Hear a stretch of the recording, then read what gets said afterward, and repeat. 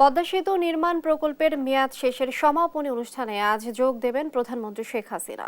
পদ্মা সেতুর উত্তর থানা সংলগ্ন মাঠে সুধীর সমাবেশে ভাষণ দেবেন প্রধানমন্ত্রী। প্রধানমন্ত্রীর সফর ঘিরে সাজ রব মাওয়ায়। বিকাল 4:30টায় প্রধানমন্ত্রীর এই সুধীর সমাবেশে অংশ নেবেন 1,500 অতিথি।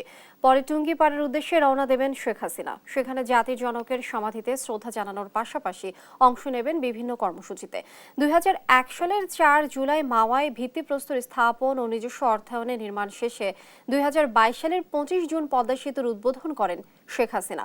পরে 2023 সালের 10 অক্টোবর চালু হয় রেলপথ। বাকি ছিল নদী শাসন সহ কারিগরি কিছু কাজ। এখন প্রকল্পের সেসব কাজও সম্পন্ন হয়ে গেছে। প্রকল্পটি সমাপ্তির জন্য মাননীয় প্রধানমন্ত্রী আজকে আসছেন, যে এই সফল সমাপ্তির একটি আয়োজন করা হয়েছে। তো এটি মূল উদ্দেশ্য। দুইটা কোম্পানি, বড় কোম্পানি দুইটা, একটা মেইন ব্রিজ, একটা রিভার ট্রেনিং। কাজে এদের বিদেশি এক্সপার্ট থাকে, আমাদের বিদেশি এক্সপার্ট আছে। একবার আপনি বললে চাইলেন 800 কোটি লাগবে, আমরা বললাম পাবা না, তোমার ডকুমেন্ট নাই। তো সে ঠিক আছে, আমি আর কমাই বলো 600 কোটি টাকা। আমাদের এক্সপার্ট বলল না, এই কারণে তুমি এটা পাবা না। এই যে অনেকবার আসা যাওয়া করতে হয় এক একটা ক্লেম নিয়ে, মেইন ব্রিজের রিভার ট্রেনিং এর, এইটা আমাদের সময় লাগছে অনেক।